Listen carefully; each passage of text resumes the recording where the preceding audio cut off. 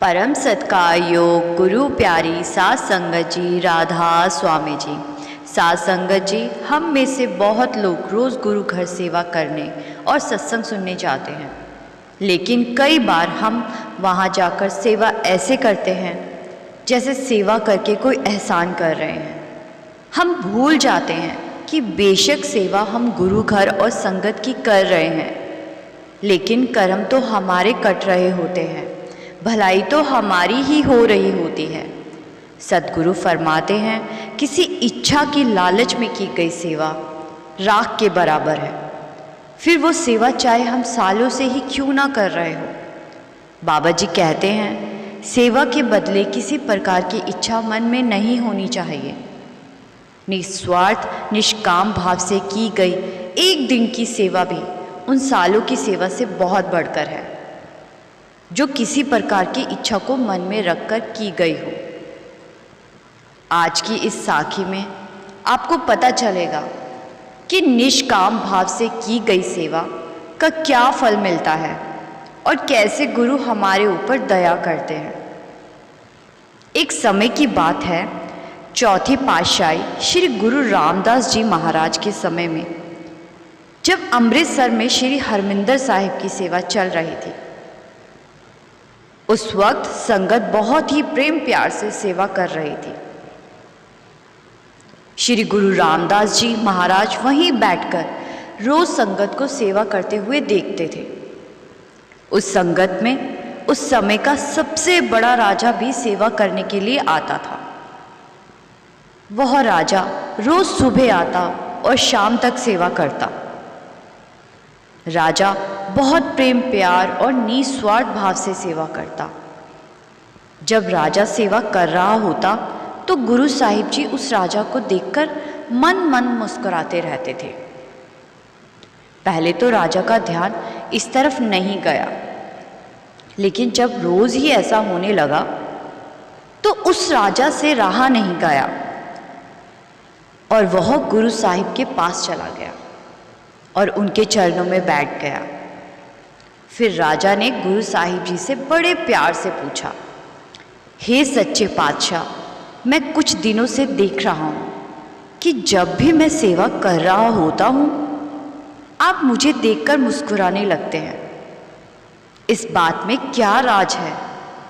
गुरु रामदास जी महाराज ने मुस्कुराते हुए बड़े प्यार से राजा की तरफ देखा और कहा, राजन, मैं तुम्हें एक छोटी सी कहानी सुनाता हूँ, उसके बाद तुम सब समझ जाओगे। बहुत समय पहले की बात है। एक दिन संगत इसी तरह से प्रेम प्यार से सेवा कर रही थी, पर उस सेवा में कुछ दिहाड़ीदार मजदूर भी थे, जो रोज की दिहाड़ी पर काम करते थे और रोज काम खत्म होने पर अपनी मजदूरी ले लिया करते थे। जो संगत निष्काम भावना से सेवा करती थी, उन सारी संगत को गुरु साहिबान शाम को दर्शन देते थे और साथ में प्रसादा भी देते थे। एक दिन उनमें से एक दिहाड़ीदार मजदूर ने सोचा, क्यों ना मैं भी बिना मजदूरी के आज निष्काम भाव से सेवा करूं। उस मजदूर ने यह बात अपने परिवार को बताई। मजदूर की ये बात सुनकर उसके परिवार ने कहा, कोई बात नहीं, आप सेवा में जाओ और एकदम सच्चे मन से निस्वार्थ भाव से सेवा करो। एक दिन हम मजदूरी नहीं लेंगे, भूखे रह लेंगे, लेकिन आप एक दिन सेवा को ज़रूर दीजिए। उस समय मजदूर दिन में जो मजदूरी करके कमाता था, उसी से उसका घर चलाता था। यह सारी बात कहकर गुरु साहिबान चुप हो गए। यह सुनकर राजा सोच में पड़ गया और उसने हाथ जोड़कर गुरु साहिबान से प्रार्थना की, हे सच्चे पातशाह, आपने मुझे जो कहानी सुनाई वह तो बहुत अच्छी और प्रेरणादायक थी, लेकिन मुझे अभी तक यह समझ में नहीं आया कि आप मुझे देखकर रोज मुस्कुराते क्यों हो। इसका क्या राज है? गुरु साहिबान ने फिर मुस्कुराते हुए उसको जवाब दिया, राजन, पिछले जन्म में वह मजदूर तुम थे। गुरु साहिबान की यह बात सुनकर राजा अचेत सा हो गया कि उस एक दिन की सेवा का मुझे यह फल मिला है कि इस जन्म में मुझे राजा का जन्म मिला। राजा को कुछ समझ में नहीं आ रहा था कि वह गुरु साहिबान को क्या बोले।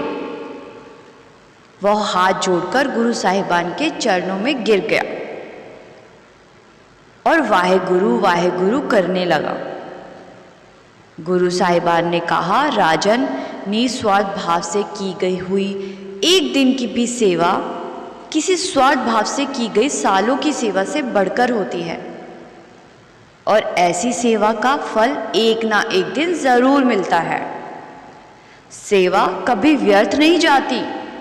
सेवा चाहे ज़्यादा की हो या चाहे कम, जो सेवा हम मन से निष्काम भाव से करते हैं वो हमारे लेखे में लिखी जाती है और उसका फल हमें ज़रूर मिलता है।